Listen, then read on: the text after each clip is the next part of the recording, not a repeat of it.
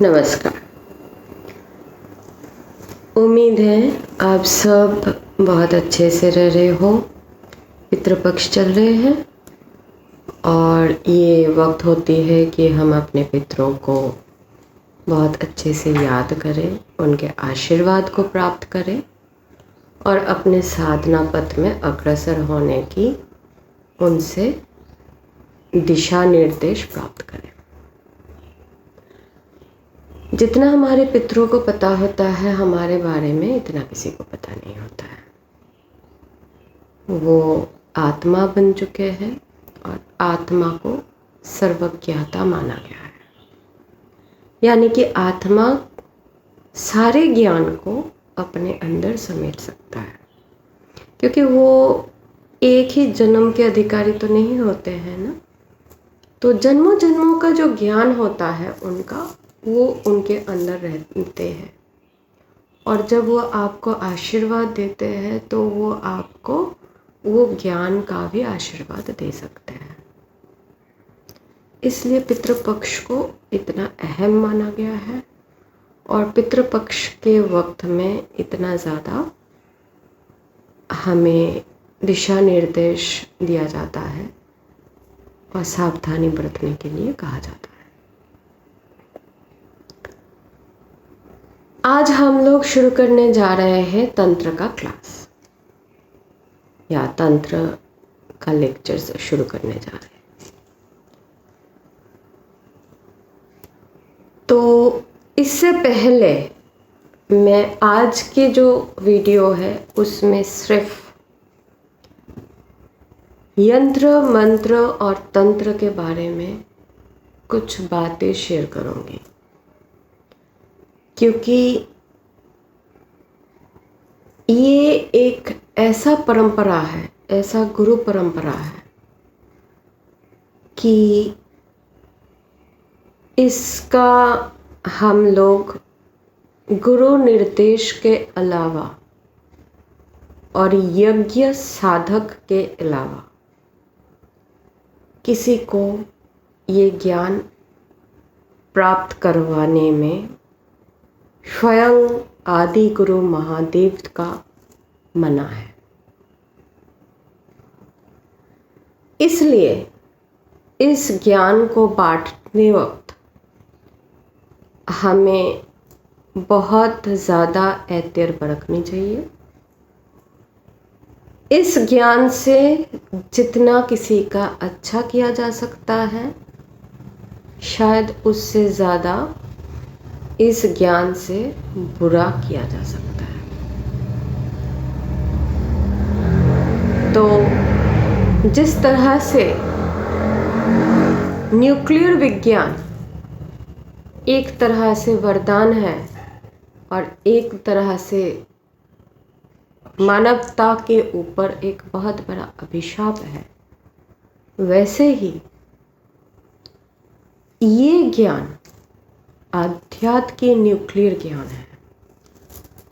Nuclear ज्ञान इसलिए है क्योंकि यंत्र मंत्र और तंत्र के प्रणेता स्वयं आदि शक्ति है और इनकी प्रवक्ता आदि गुरु महादेव है, सदाशिव है। अब हम लोग महादेव और सदाशिव इन दोनों में विभाजन करेंगे। सती और महागौरी में विभाजन करेंगे। विभाजन एक आध्यात्मिक आवश्यकता है और विभाजन के परे जाना अध्यात्म की परिपूर्णता है। यंत्र मंत्र और तंत्र के ज्ञान हमारे दैनंदिन जिंदगी में एक अहम आवश्यकता है और अध्यात्म के ज्ञान हमारे साधक जीवन की वो कुंजी है जो हमें परमात्मा स्वरूप के साथ एक होने में सहायता करती है। If I want to discriminate between all this two, मुझे ऐसा बोलना चाहिए कि अगर मैं इसका विभाजन करती हूँ तो एक को आप जीवन शैली समझिए और दूसरे को आप अध्यात्म यानी कि आपकी सोल की बात समझिए. One is a physical learning, the other is an mindful और सोलफुल लर्निंग. तो इत में जितना अंतर है इसमें भी उतना ही अंतर है. इस ज्ञान का विभाजन करने के उद्देश्य कई सारे हैं. वो जब मैं एक एक करके जब इलास्ट्रेशन शुरू करूँगी तब मैं एक एक करके आपके सामने रखूँगी. यंत्र मंत्र और तंत्र के ऊपर सबसे पहले क्या करना चाहिए और क्या नहीं करना चाहिए, आज हम सिर्फ इतने में ही अपने क्लास को रखेंगे. आप जो कुछ भी कर रहे हो, it is part and person of यंत्र मंत्र एंड तंत्र. आप उसकी नाम को क्रिया जोग दे सकते हो, साधना जोग दे सकते हो, जितना मर्जी अलग अलग नाम से बोल सकते हो, लेकिन आप कर यंत्र मंत्र और तंत्र रहे हो. आप अपने विवेक और बुद्धि से इस चीज को समझिए कि तंत्र का उपयोग और दुरुपयोग जैसे हर एक चीज का होती है वैसे ही इसकी भी होती है.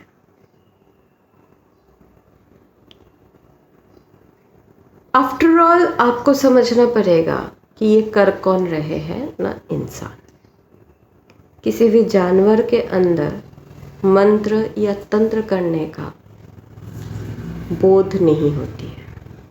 एक ऐसे जानवर है सिर्फ हम इंसान लोग जिसके अंदर बोध है. हालांकि बोध सारे जंतुओं में होते हैं. विवेक और बुद्धि कुछ कुछ जानवरों में हमसे ज़्यादा है आज के दिन में. लेकिन हम लोग इंसान अपने गरिमा, अपने मानवता और अपने इस विवेक बुद्धि को कभी कभी तार में उठा के छोड़ देते हैं और तब होती है दुरुपयोग.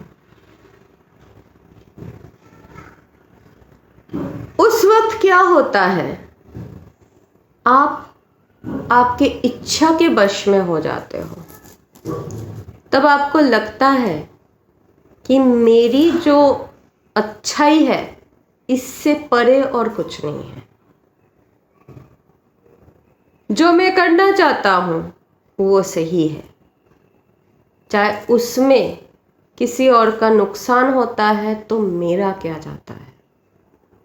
लेकिन अगर किसी का जाता है तो आपका जाता है. और आपके करवाने से कुछ नहीं होता है. ये जो आपके मन के अंदर एक भावना का लहर उठा कि मुझे करवाना है, ये सबसे बहुत गहरा एक इम्पैक्ट करता है आपके कर्म के ऊपर. हमारे दैनंदिन जीवन में हम जिस तरह से आईपीसी या लीगल्स को समझते हैं, प्रभु का नियम ऐसा नहीं है. आप अपने नियम से चलते हो, प्रभु अपने नियम से चलते हैं. जब आप किसी का बुरा सोचते हो, वो बुरा घूम के आपके पास आता है. इसलिए लोग कहते हैं या संत कहते हैं, बुरा ना सोचो बुरा ना करो. सबसे पहले क्या आता है, बुरा ना सोचो. क्योंकि जब आप सोचोगे तभी आप करोगे. तो सोचो मत. अब आप बोलोगे कि माता जी वो तो मेरा बुरा कर रहा है। बुराई के जड़ ढूंढ पाना संतों के लिए भी कभी कभी असमंजस वाली बात होती है। अगर आपको लगता है कि मेरी कोई बुरा नहीं करता है, तो मैं आपको बता दूं, कुछ दिन पहले ही मैंने बताया था, हमारे भी बुरे होते हैं। अगर आपका बुरा हो रहा है तो आप जानना कि आप कुछ अच्छे किए हो, इसके लिए कोई आपका बुरा कर रहा है। करना क्या चाहिए उस वक्त जब आपका कोई बुरा करे? कि आप पलटवार करना चाहिए? हाँ, करना चाहिए। कैसे करना चाहिए? अपने प्रार्थना से, अपने सूझबूझ से, अपने विवेक से, अपने बुद्धि से। मैं आपको एक लाइन देती हूँ, स्ट्रेट लाइन, और आपको दोनों को छुए बिना एक को बड़ा और एक को छोटा करना है, लेकिन आप छू नहीं सकते। ये दो स्ट्रेट लाइन, एक आप हो और एक वो बंदा है जो आपका बुरा सोच रहा है। अब आप उसके ऊपर कैसे चढ़ोगे? अगर आप उसके साथ लड़ने जाओगे या उसको खींच के नीचे लाने की कोशिश करोगे तो बुरा आपका होगा। क्यों होगा? एनर्जी लॉस किसका हो रहा है? उसका हो रहा है या आपका हो रहा है? उसने तो बुरा कर दिया है। अब आप ये सोचने जाओगे कि उसने मेरा बुरा क्यों किया, कैसे किया, किसके पास जाके किया, क्या क्या अपनाया, कितना खर्चा किया। मेंटल टेंशन किसको हो रहा है? आपको हो रहा है। मैं आपको एक सहज बात बताती हूँ जो मैं खुद करती हूँ, आज तक करती आई हूँ। जब मैं स्टूडेंट थी, गलती से फर्स्ट आई थी एकदम नर्सरी में, तो घर में बहुत लोग बहुत खुश हुए, सब खुश हुए। लेकिन उस वक्त मेरे भाई जिंदा थे। भाई ने बोला, बेटा अपने पैर को कुल्हाड़ी में मारते हुए देखा है? मैंने कहा, वो क्यों बोल रहे हो? मेरी माँ को बहुत गुस्सा आया, उन्होंने बहुत ज़्यादा भाई को बोला। मेरे भाई मेरे से 10 साल बड़े थे। तो उसने बोला, माँ तुम ये देख रहे हो कि आज वो फर्स्ट होके आई है, लेकिन कल की हालत इसका क्या होगा आपको पता है? आप और पापा इसके पीछे पड़ जाओगे, क्यों सेकंड होके आई। तो इसने जाके गले में कुल्हाड़ी ले लिया है, इसने दिखा दिया कि ये कर सकती है। और ये बात मेरी जिंदगी में एकदम बहुत फिट बैठता है कि मैं कर सकती हूँ, ये मेरी गलती थी। और इस गलती का खामियाजा मुझे आज भी उठाना पड़ता है कि मैं कर सकती हूँ। अब पैरेलल्स आती है कि वो कर रही है तो मैं क्यों ना करूं। ये कोई नहीं सोचता है ये मेहनत मुझे भी करना है। क्या सोचता है? उसको रोकना है। हर इंसान जो बुरा करता है वो ये सोचता है। तो क्या नहीं करना है? जो बुरा कर रहा है उसको रोकना नहीं है, खुद को आगे चलना है। तो दो वो स्ट्रेट लाइन जो एक समान था, अगर एक को बड़ा करना है तो क्या करना है? अपने एफर्ट्स को बढ़ा देना है। मैंने आज तक यही किया है। जब भी मैं चैलेंजेस के सामना की हूं तो मैंने बोला, अगर डेस्टिनी लेमन्स देती है तो उसका लेमनेड बनाओ, स्क्विश बनाओ, उसकी जैम बनाओ, जेली बनाओ, जितने लेमन्स आता है उसका उतना उपयोग करो ना।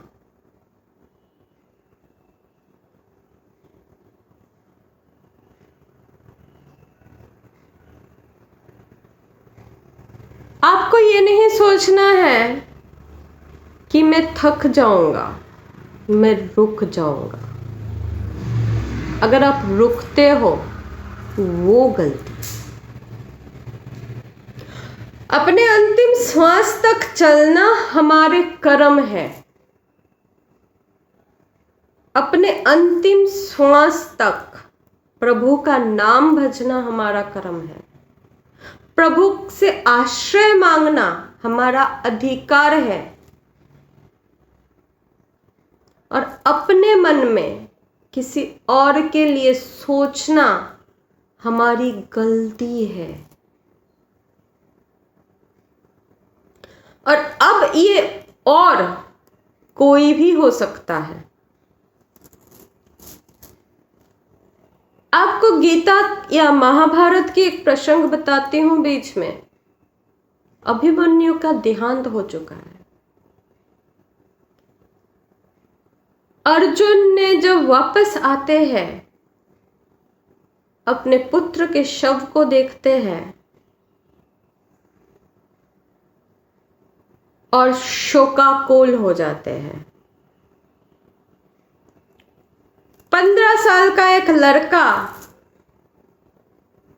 उसके सामने जीता जागता लेटा हुआ है, उसका एकलौता पुत्र। ऐसा पुत्र जो अर्जुन के ही समान थे। श्री कृष्ण के भांजा होने के नाते, श्री कृष्ण से ही शिक्षित होने के नाते वो किसी न किसी जगह में अर्जुन से भी एक कदम आगे थे।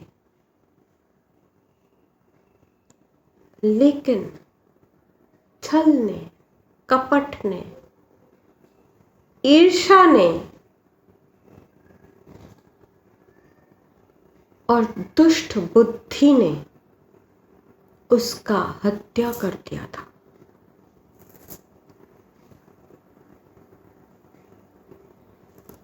जब उस देह को अग्नि में लीन कर दिया जाता है और रात को अकेले में अर्जुन रोते हैं, तो कृष्ण आके पास खड़े होते हैं। कृष्ण कहते हैं, सखा, कल तुम्हें इस हत्या की प्रतिशोध लेना है। अपने आप से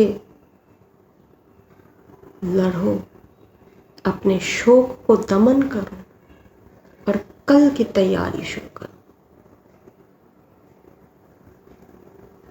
आज बीत चुका है, सुबह होने वाला है। युद्ध तुम्हारे शोक के लिए प्रतीक्षा नहीं करेगी।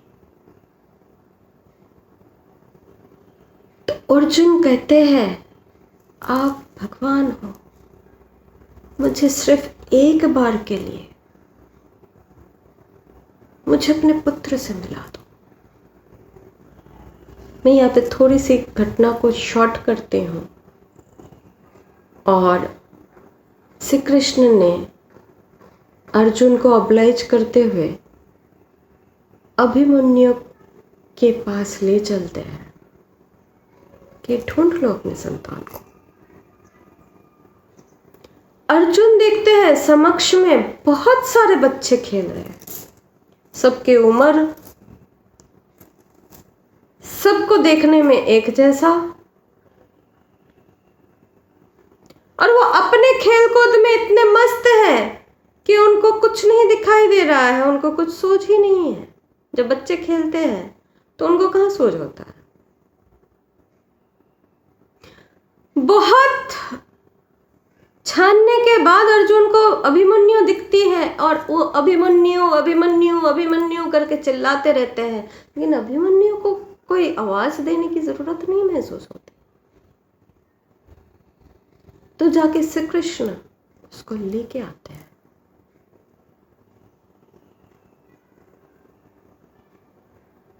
कि तुम्हारे पिता आए हैं।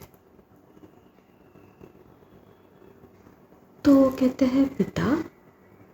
मेरा पिता कौन है?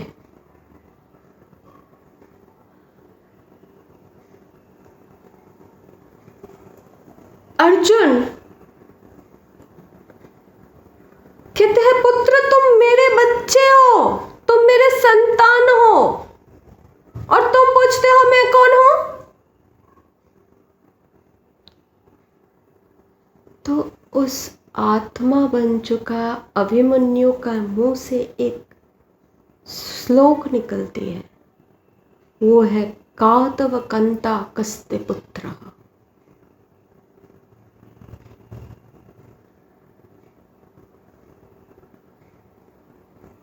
कौन मेरा पिता है?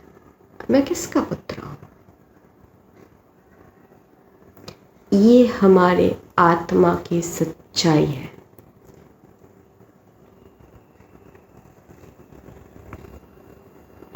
सॉरी, ये हमारी आत्मा की गहरी सच्चाई है, जिस सच्चाई के कारण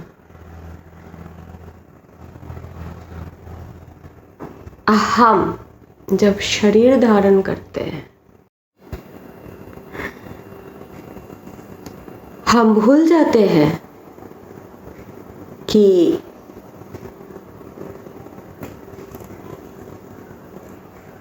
हमें ये शरीर मिला हुआ है सिर्फ प्रभु तक पहुंचने के लिए।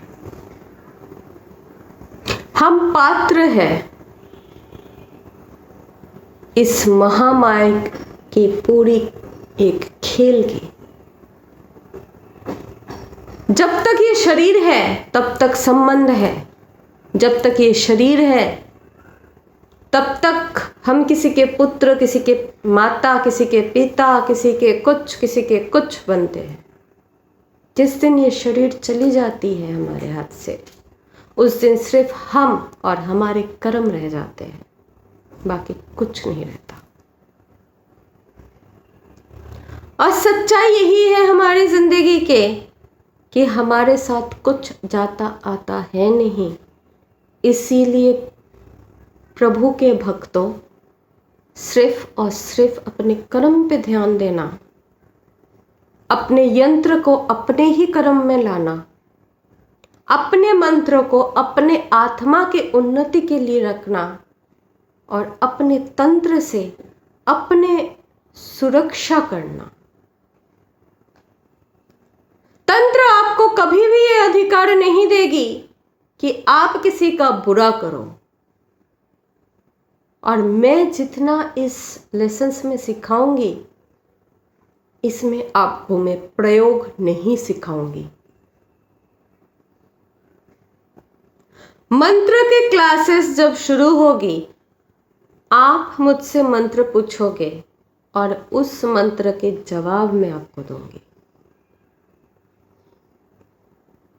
यंत्र बनाना और उसके उपयोग में सिखाऊंगी, लेकिन उसकी पद्धति में सिखाऊंगी, लेकिन उसकी बारीकी में नहीं सिखाऊंगी, क्योंकि ये गुरु परंपरा है। और कामाख्या के एक कॉल होने के नाते ये मेरी एक अहम ड्यूटी बन जाती है कि मैं इस गुरु परंपरा की रक्षा करूं। सिर्फ इसलिए नहीं कि ये गुरु परंपरा है, ये एक ऐसा विद्या है जिसकी जाहिर नहीं किया जा सकता, लेकिन सिर्फ इसलिए कि इस विद्या की गलत उपयोग ना हो पाए।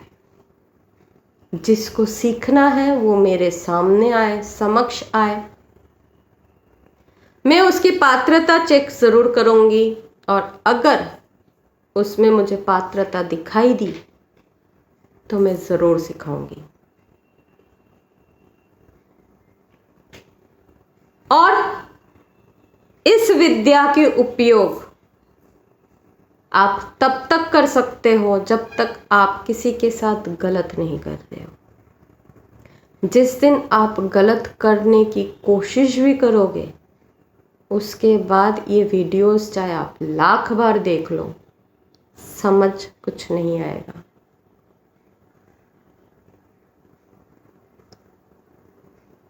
ये एक महागुरु की वाणी समझ लेना और इसको मेरी चेतावनी भी मान लेना।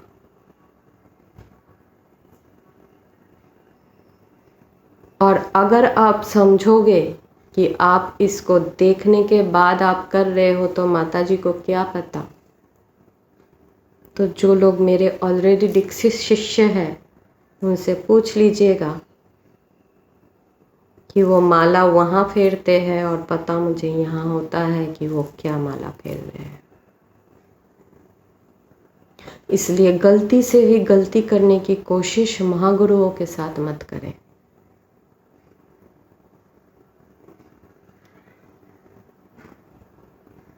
अगले हफ्ते से आप लोगों की एक एक यंत्र की क्लासेस में शुरू करूंगी। हर यंत्र को मैं समझा दूंगी, उसकी प्रयोग समझा दूंगी। मेरी कोशिश रहेगी प्रतिपदा से पहले दुर्गा यंत्र को समझा पाऊँ। हालांकि दुर्गा यंत्र बहुत ही अहम यंत्र है। अगर मैं नहीं समझा पाई तो मैं माफ़ी चाहूँगी और अगले वक्त तक के लिए इंतज़ार करना पड़ेगा आपको। तो आपको आपके समझ पे छोड़ते हुए मैं आपसे माफ़ी मांग के आज की क्लास यहीं तक समाप्त करती हूँ। आप सब अच्छे रहें। पितृपक्ष को पितरों के हिसाब से मनाइए, अपने हिसाब से खिलवाड़ मत कीजिएगा। अगर विधि पता नहीं हो तो ज़रूर संपर्क करें, विधि पता करें और विधि पता करने के पश्चात ही आप भजन पूजन करें। भगवान की पूजा भगवान जैसे चाहते हैं वैसे हो तो ज़्यादा बेहतर है। आप खिलवाड़ ना करो तो आपके कर्म नहीं बनेंगे। सबको मेरी बहुत बहुत शुभकामना के साथ आज के वीडियो यहीं तक समाप्त करती हूँ।